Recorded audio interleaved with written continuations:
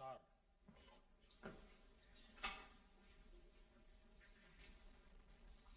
आदरणीय प्रधानमंत्री जी, आपकी अनुमति से मैं माननीय शिक्षा मंत्री जी से निवेदन करता हूं कि वे माननीय प्रधानमंत्री जी तथा सभी गणमान्य अतिथियों का स्वागत संबोधन करें। माननीय शिक्षा मंत्री। नमस्कार। आज की इस अत्यंत महत्वपूर्ण एवं गरिमापूर्ण समारोह में हमें मार्गदर्शन प्रदान करने हेतु उपस्थित देश की लोकप्रिय जननेता हमारे माननीय प्रधानमंत्री श्री नरेंद्र मोदी जी, राज्यों के माननीय राज्यपाल, राज्यों के सम्मानित मुख्यमंत्रीगण, केंद्र सरकार में मेरे साथी मंत्रीगण, राज्यों के शिक्षा मंत्री महोदयगण, विश्वविद्यालय के कुलपति तथा स्कूल एवं कॉलेज एवं अन्य संस्थानों के संस्थाध्यक्ष, मेरे प्रिय विद्यार्थियों एवं शिक्षकों, देवियों और सज्जनों, आप सभी को मेरा सादर अभिनंदन। Today is a momentous day in our history when we mark a year of the launch of one of the most landmark policy reforms in India, the New Education Policy 2020. When the world was at its peak of struggling to cope with the COVID-19 pandemic, our government came up with this transformative policy which will have profound, far-reaching impact on the educational landscape of the country, thereby reshaping the destiny of this nation, both in terms of its internal resilience, resources and strength, and its standing in the world. The importance of this document cannot be emphasized enough for its potential role in building a robust nation. The New Education Policy 2020 stands on the four pillars of quality, equity, access and affordability, themes that run through many of the reforms brought about by the visionary leadership of Prime Minister Shri Narendra Modi ji. Another significance of the New Education Policy 2020 is that it has come after one of the largest consultation processes in the history of the educational systems globally. This reflects the resolve and vision of our leadership to situate India at the top of the knowledge economy. As we celebrate Amrita Mahotsav or 75 years of India's independence, the NEP will be the guiding philosophy that will nurture, inspire, influence and groom children who today fall between the ages of 5 and 15 years. The same category of impressionable and valuable human resource will be the peak of productive age of between 30 and 40 years when the India hits the mark of 100 years of independence or Azadi 100. New Education Policy 2020 prepares this age group as global citizens who exhibit the keen disposition to shoulder collective responsibilities in the face of natural disasters or finding solutions for issues that confront humanity as a whole, solutions that cut across boundaries of culture.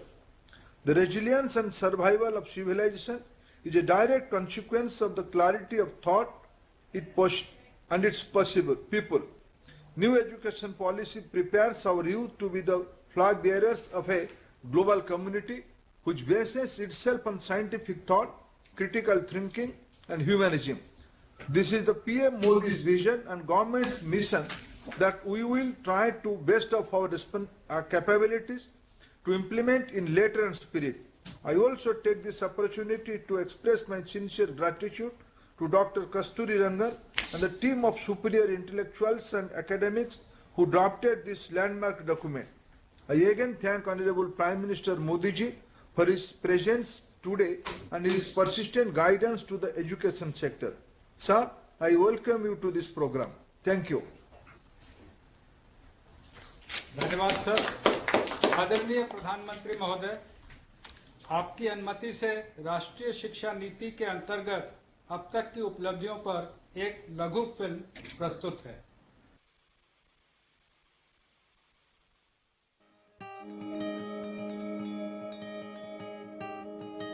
29 जुलाई 2020 को भारत सरकार 34 वर्षों के अंतराल के बाद एक नई राष्ट्रीय शिक्षा नीति लेकर आई। उद्देश्य था नई पीढ़ी को नई सदी की मांग के अनुरूप योग्य बनाना।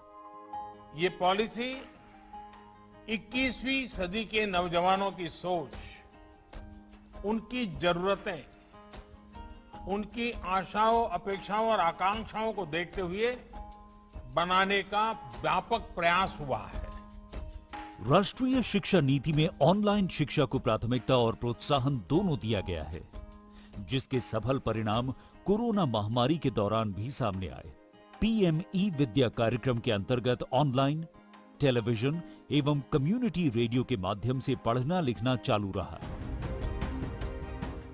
One nation one digital platform से प्रेरित दीक्षा में स्कूल पाठ्यक्रम पर आधारित 1,85,000 से अधिक ई कंटेंट 32 भाषाओं में उपलब्ध किए गए। एक वर्ष में इस प्लेटफॉर्म पर हिट्स की संख्या 200 करोड़ से बढ़कर 2300 करोड़ हो गई है। जेईई एंड नीट की ऑनलाइन परीक्षाएं भी हुई, जिससे किसी विद्यार्थी का कोई सत्र व्यर्थ नहीं होने दिया गया। अभी नया सिस्टम आ गया, ऑनलाइन क्लासेस होने लगी है, तो जब हम स्कूल नहीं जा पा रहे थे, अब हम वो घर से पढ़ सकते हैं। यूजीसी ने ऑनलाइन शिक्षण के नए दिशा निर्देश जारी किए। ऑनलाइन कार्यक्रमों की संख्या अब 37 से बढ़कर 216 और संस्थाओं की संख्या 7 से बढ़कर अब 41 हो गई है। ऑनलाइन शिक्षण के लिए निर्मित स्वयं MOOCs पोर्टल, जिस पर वर्तमान में 814 डिग्री और डिप्लोमा कोर्स उपलब्ध हैं। गत वर्ष में 54 लाख छात्रों ने उस पर एनरोलमेंट कराया। इस नई नीति से भारत में पढ़ने आए विदेशी बच्चों को भी हमारी सुदृढ़ व्यवस्था का लाभ मिला है। I'm from Cameroon. I'm very thankful for the government of India to give me the opportunity to pass off my education here in this great university.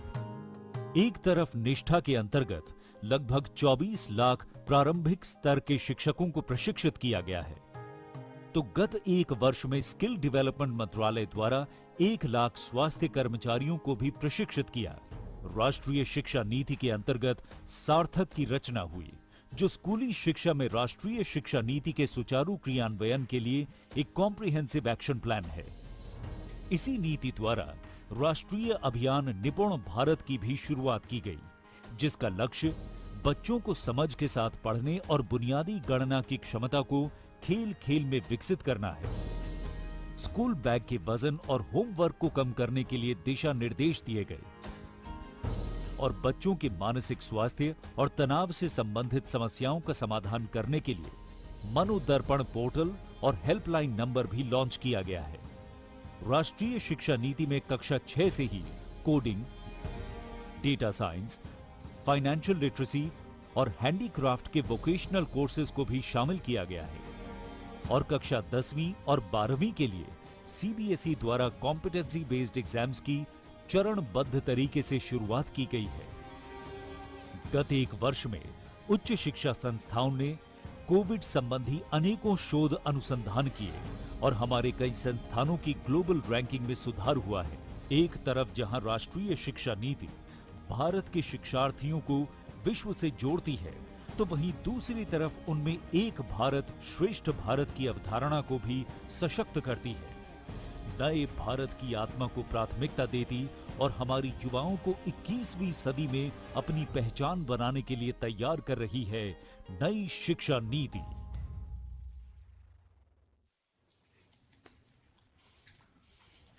अब मैं माननीय प्रधानमंत्री जी से अनुरोध करूंगा कि वो शिक्षा नीति के अंतर्गत लिए गए हमारे कुछ पहलों का कृपया बटन दबाकर उद्घाटन करें। विद्या प्रवेश कक्षा 1 की तैयारी को सुनिश्चित करने के लिए राष्ट्रीय शिक्षा नीति के सुझावों पर NCERT द्वारा बच्चों के लिए 3 माह का स्कूल प्रिपरेशन मॉड्यूल विद्या प्रवेश तैयार किया गया है। इस पाठ्यक्रम में अक्षर, ध्वनि, शब्द, रंग, आकार और संख्या सीखने के लिए रोचक गतिविधियां हैं।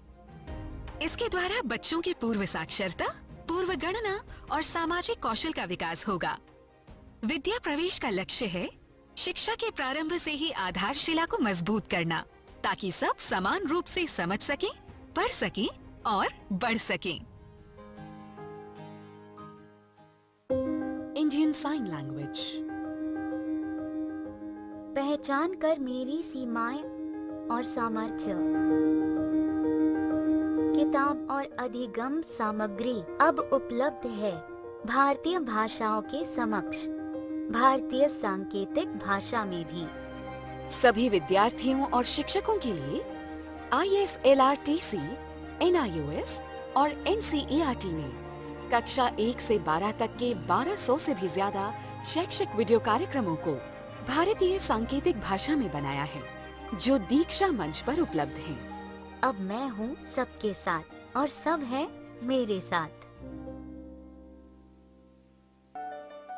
निष्ठा 2.0 दुनिया का सबसे बड़ा शिक्षक प्रशिक्षण कार्यक्रम, ताकि शिक्षक बच्चों की प्रतिभा को परखकर विकसित कर सकें। प्राथमिक स्तर पर शिक्षकों के प्रशिक्षण के बाद अब निष्ठा अपने नवनिर्मित 68 मॉड्यूल द्वारा माध्यमिक स्तर के 10 लाख शिक्षकों को प्रशिक्षित करने के लिए तैयार और प्रतिबद्ध है।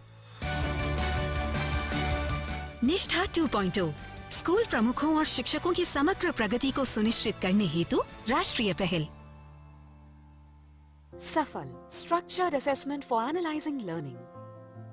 CBSE के 25,000 स्कूल्स के ग्रेड 3, 5 और 8 के 50 लाख बच्चों के लिए तैयार किया गया है।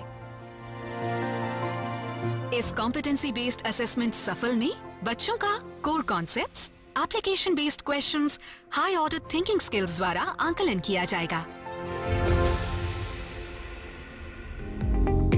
आर्टिफिशियल इंटेलिजेंस नई दुनिया का एक ईंधन है। भारत की AI रणनीति AI फॉर ऑल की सोच पर बनाई गई है। भारत सरकार के शिक्षा मंत्रालय द्वारा 2020 में जारी की गई राष्ट्रीय शिक्षा नीति भारत को सही मायने में AI रेडी बनाने के लिए AI स्किल्स के महत्व की पुष्टि करती है। भारतीय शिक्षा मंत्रालय, केंद्रीय माध्यमिक शिक्षा बोर्ड और इंटेल इंडिया आपके लिए लाए हैं AI फॉर ऑल।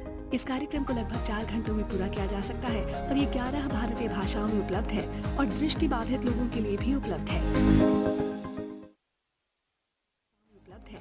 दृष्टिबाधित लोगों के लिए भी उपलब्ध है।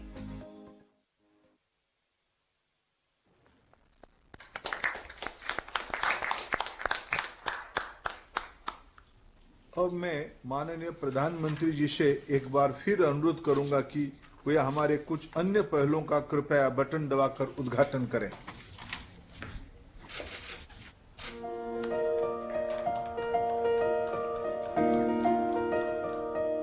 Academic Bank of Credit, academic flexibility, multidisciplinary, distributed teaching learning and multiple entry and multiple exit के सिद्धांतों पर आधारित क्रेडिट को डिजिटल से संकलित और ट्रांसफर करने की एक व्यवस्था है, जिसके लिए UGC द्वारा रेगुलेशंस जारी किए गए हैं। ये एक डिजिटल बैंक की तरह काम करेगा, जिसमें छात्र एकेडमिक अकाउंट खोलेंगे, जिसमें उनके द्वारा अर्जित क्रेडिट्स जमा किए जाएंगे। छात्र अपने खाते में जमा क्रेडिट का उपयोग डिग्री लेने में कर पाएंगे। UGC द्वारा multiple entry and multiple exit के लिए भी दिशा निर्देश जारी किए गए हैं।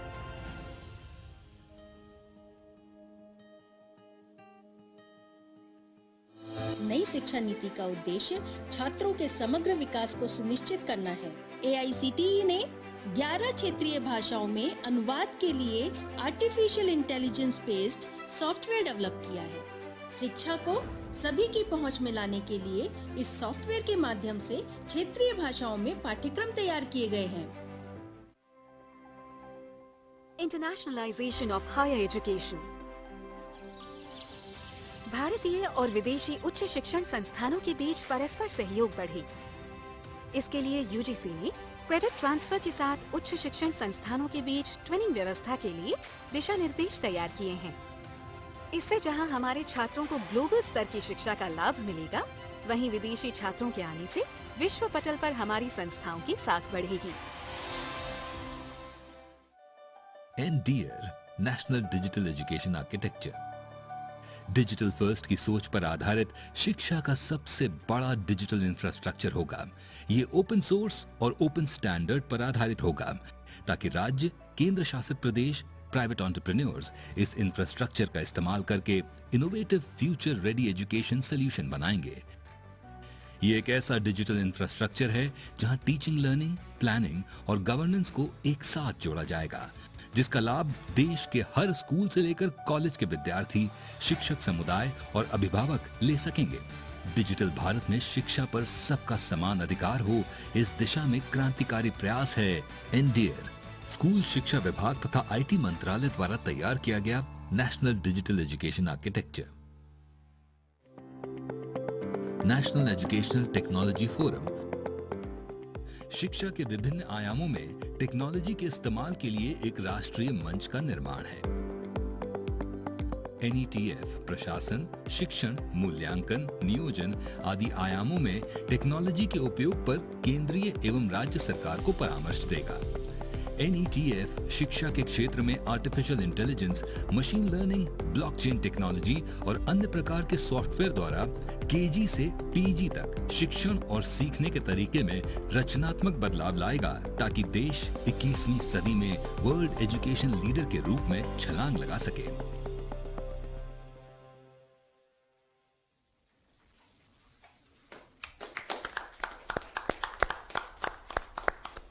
Now I request Honorable Prime Minister to address this August digital gathering. Honorable Prime Minister.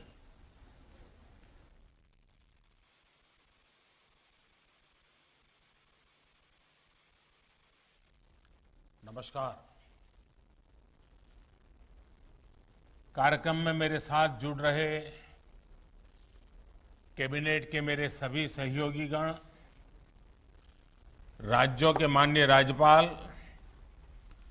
सभी सम्मानित मुख्यमंत्री, उप मुख्यमंत्री, राज्य सरकारों के मंत्रीगण, उपस्थित शिक्षाविद, अध्यापकगण, सभी अभिभावक और मेरे प्रिय युवा साथियों,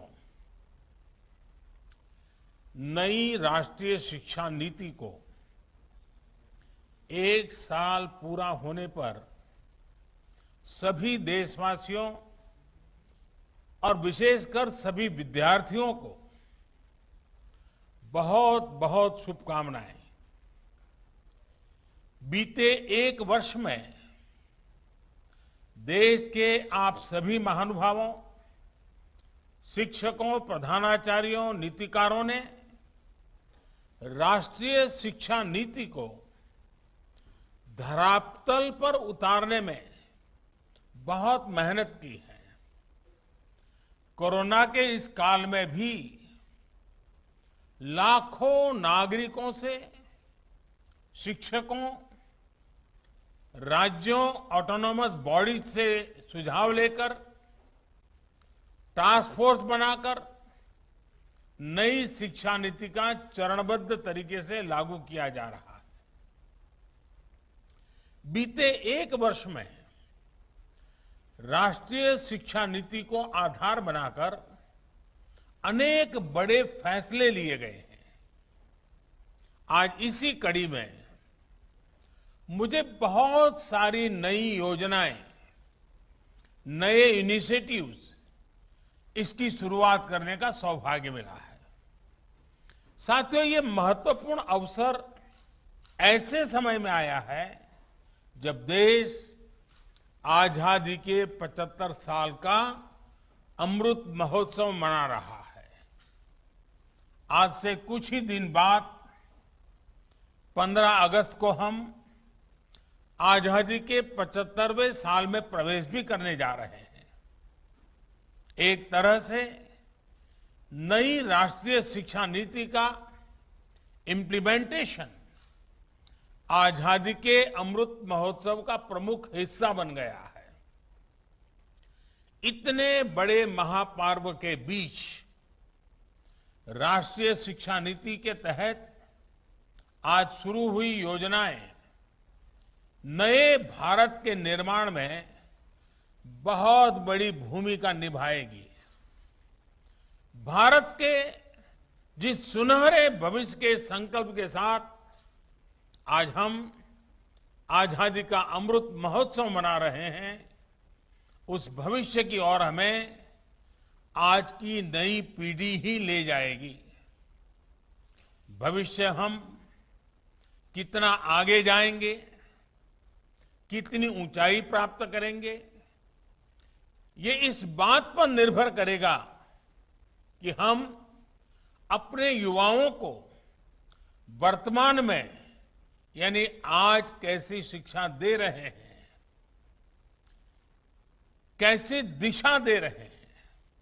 इसलिए मैं मानता हूं भारत की नई राष्ट्रीय शिक्षा नीति राष्ट्र निर्माण के महायज्ञ में बड़े फैक्टर में से एक है और इसलिए देश ने इस शिक्षा नीति को इतना आधुनिक बनाया है, इतना फ्यूचर रेडी रखा है।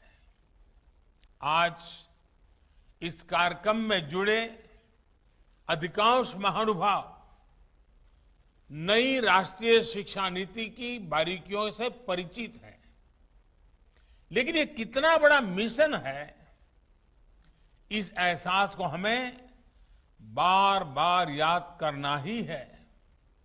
साथियों, देश भर से हमारे कई युवा स्टूडेंट्स भी इस कार्यक्रम में हमारे साथ हैं।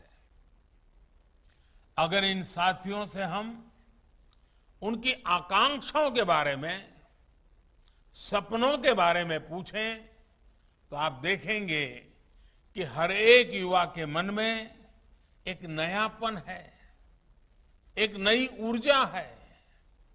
हमारा युवा बदलाव के लिए पूरी तरह से तैयार है, वो इंतजार नहीं करना चाहता। हम सब ने देखा है कोरोना काल में कैसे हमारी शिक्षा व्यवस्था के सामने इतनी बड़ी चुनौती आई। स्टूडेंट्स की पढ़ाई का, जीवन का ढंग बदल गया, लेकिन देश के विद्यार्थियों ने तेजी से इस बदलाव को एडॉप्ट किया। ऑनलाइन एजुकेशन अब एक सहज चलन बनती जा रही है। शिक्षा मंत्रालय ने भी इसके लिए अनेक प्रयास किए हैं। मंत्रालय ने दीक्षा प्लेटफॉर्म शुरू किया, स्वयं पोर्टल पर पाठ्यक्रम शुरू किए। आज हमारे स्टूडेंट्स पूरे जोश से इनका हिस्सा बन गए। दीक्षा पोर्टल पर मुझे बताया गया कि पिछले एक साल में 2300 करोड़ से ज्यादा हिट होना ये बताता है कि ये कितना उपयोगी प्रयास रहा है। आज भी इसमें हर दिन करीब 5 करोड़ हिट हो रहे हैं।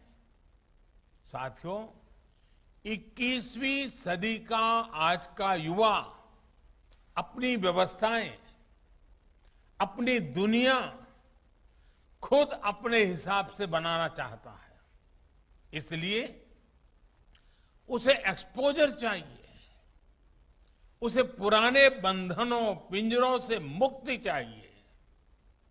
आप देखिए, आज छोटे छोटे गांवों से, कस्बों से निकलने वाले युवा कैसे कैसे कमाल कर रहे हैं।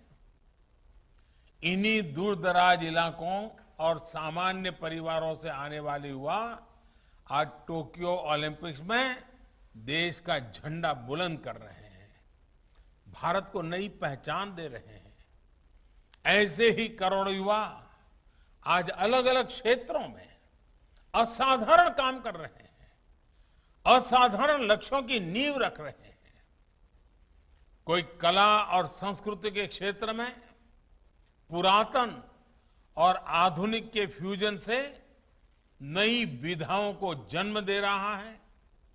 कोई रोबोटिक्स के क्षेत्र में कभी साईफाई मानी जाने वाली कल्पनाओं को हकीकत में बदल रहा है।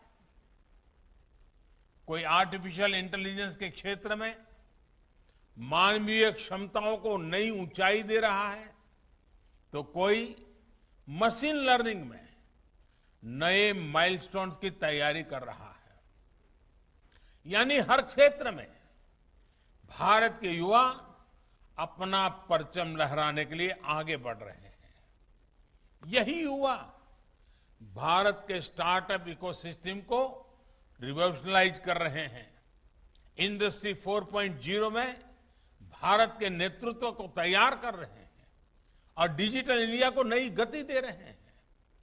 आप कल्पना करिए, इस युवा पीढ़ी को जब इनके सपनों के अनुरूप वातावरण मिलेगा तो इतनी शक्ति कितनी ज्यादा बढ़ जाएगी।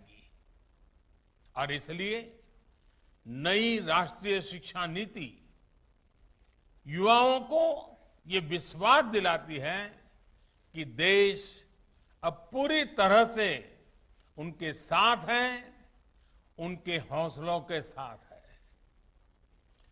जिस आर्टिफिशियल इंटेलिजेंस के प्रोग्राम को अभी लॉन्च किया गया है, वो भी हमारे युवाओं को फ्यूचर ओरिएंटेड बनाएगा, एआई ड्रिवन इकोनॉमी के रास्ते खोलेगा। शिक्षा में ये डिजिटल रिवॉल्यूशन पूरे देश में एक साथ आए, गांव शहर सब समान रूप से डिजिटल लर्निंग से जुड़े, इसका भी ख्याल रखा गया है।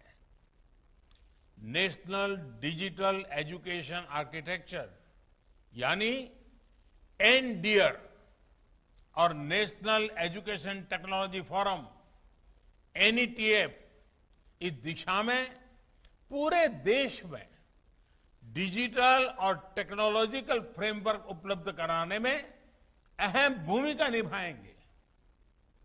युवा मन जिस दिशा में भी सोचना चाहे, खुले आकाश में जैसे उड़ना चाहे, देश की नई शिक्षा व्यवस्था उसे वैसे ही अवसर उपलब्ध कराएगी।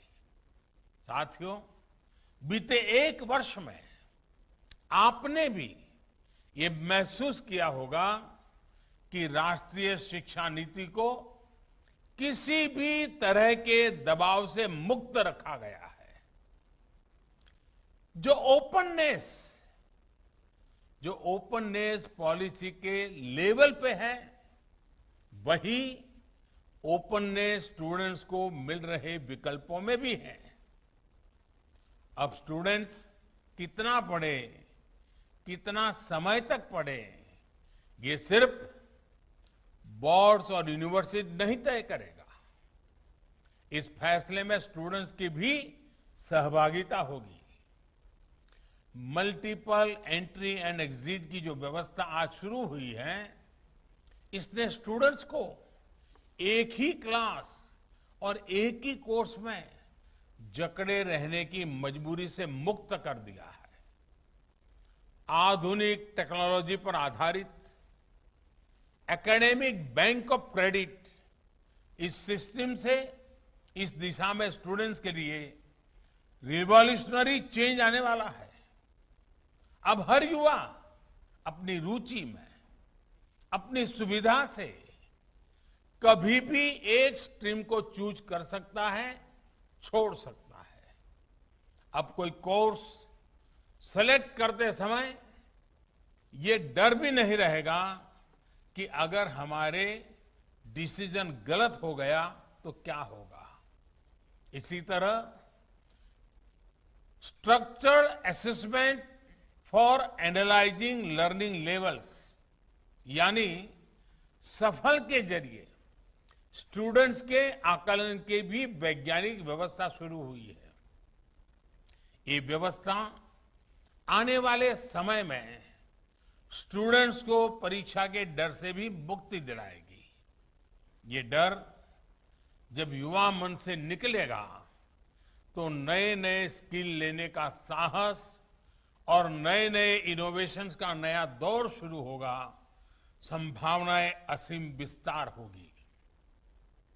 इसलिए मैं फिर कहूंगा कि आज नई राष्ट्रीय शिक्षा नीति के तहत जो ये नए कार्यक्रम शुरू हुए हैं उनमें भारत का भाग्य बदलने का सामर्थ्य है। साथियों, हमने आपने दशकों से ये माहौल देखा है।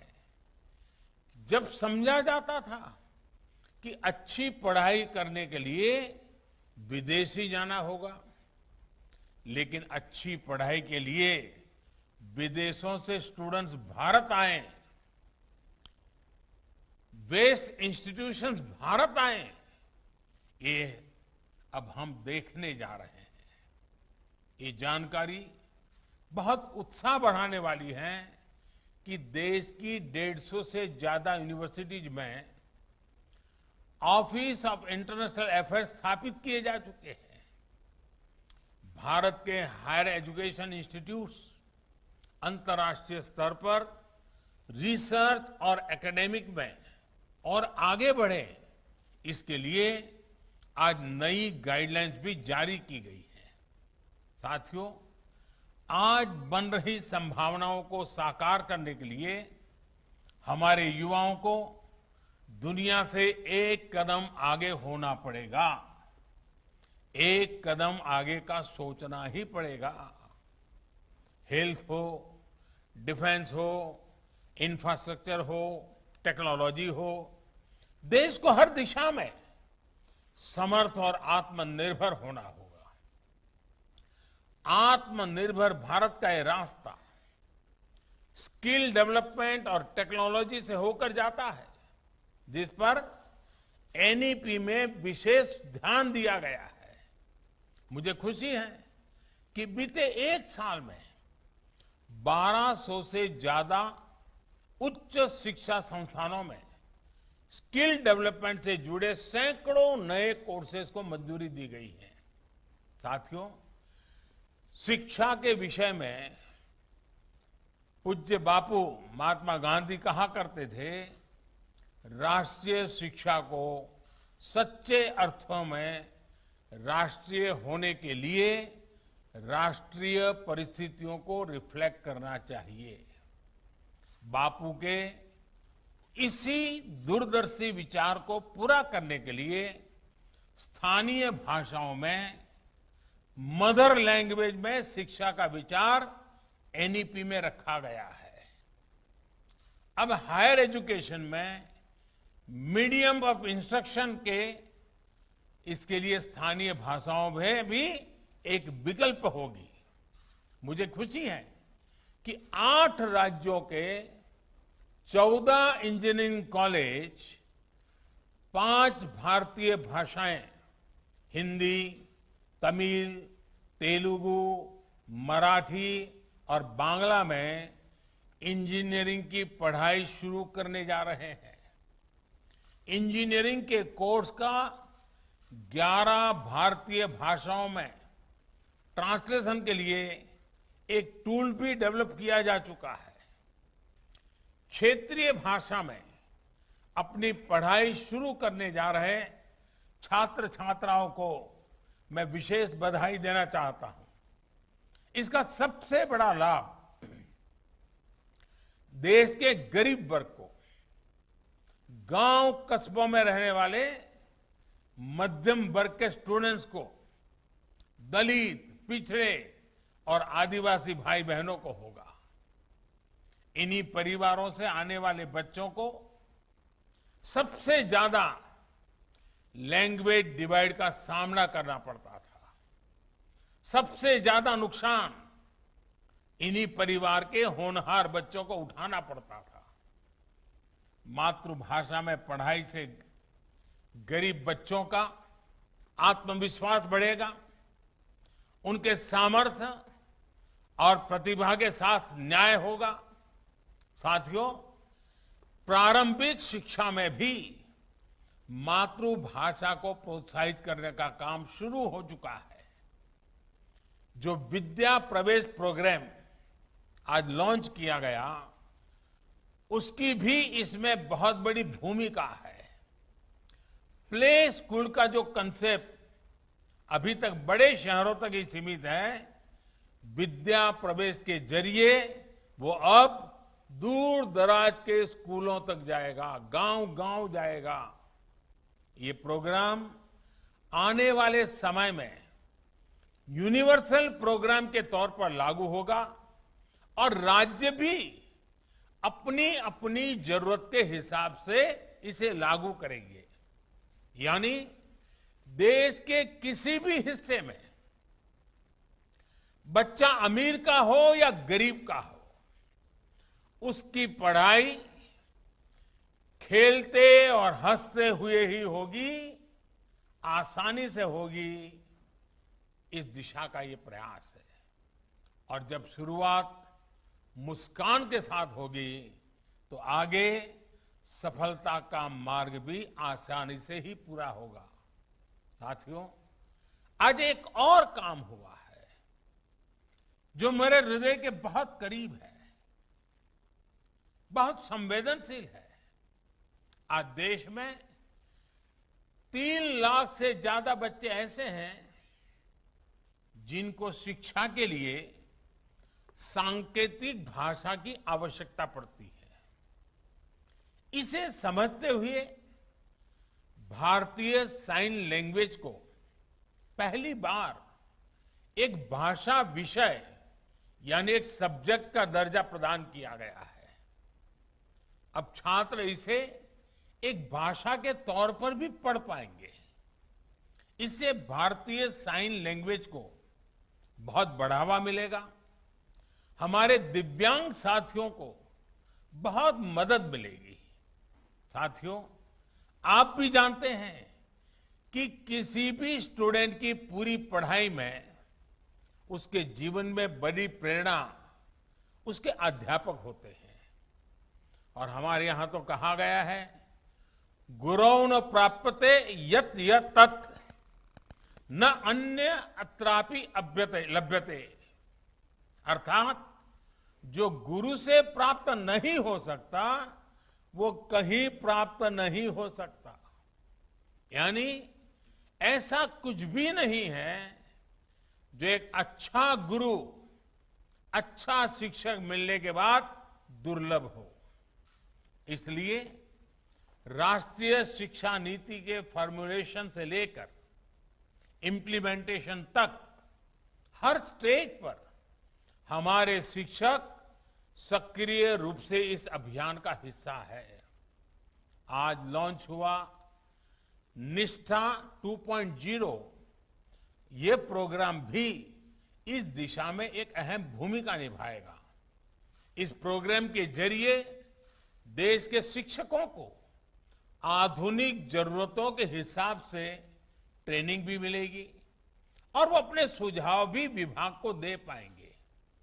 मेरा आप सभी शिक्षकों से, एकेडमिशियन से अनुरोध है कि इन प्रयासों में बढ़ चढ़ करके हिस्सा लीजिए, अधिक से अधिक योगदान दीजिए। आप सभी शिक्षा के क्षेत्र में इतना अनुभव रखते हैं, व्यापक अनुभव के धारक है, इसलिए जब आप प्रयास करेंगे तो आपके प्रयास राष्ट्र को बहुत आगे लेकर जाएंगे। मैं मानता हूं कि इस कालखंड में हम जिस भी भूमिका में हैं, हम सौभाग्यशाली हैं कि हम इतने बड़े बदलावों के गवाह बन रहे हैं। इन बदलावों में सक्रिय भूमिका निभा रहे हैं। आपके जीवन में ये स्वर्णिम अवसर आया है कि आप देश के भविष्य का निर्माण करेंगे, भविष्य की रूपरेखा अपने हाथों में खींचेंगे। मुझे पूरा विश्वास है आने वाले समय में जैसे जैसे नई राष्ट्रीय शिक्षा नीति के अलग अलग फीचर्स हकीकत में बदलेंगे, हमारा देश एक नए युग का साक्षात्कार करेगा। जैसे जैसे हम अपनी युवा पीढ़ी को एक आधुनिक और राष्ट्रीय शिक्षा व्यवस्था से जोड़ते जाएंगे, देश आजादी के अमृत संकल्पों को हासिल करता जाएगा। इन्हीं शुभकामनाओं के साथ मैं अपनी बात समाप्त करता हूं। आप सब स्वस्थ रहें और नई ऊर्जा के साथ आगे बढ़ते रहें। बहुत बहुत धन्यवाद।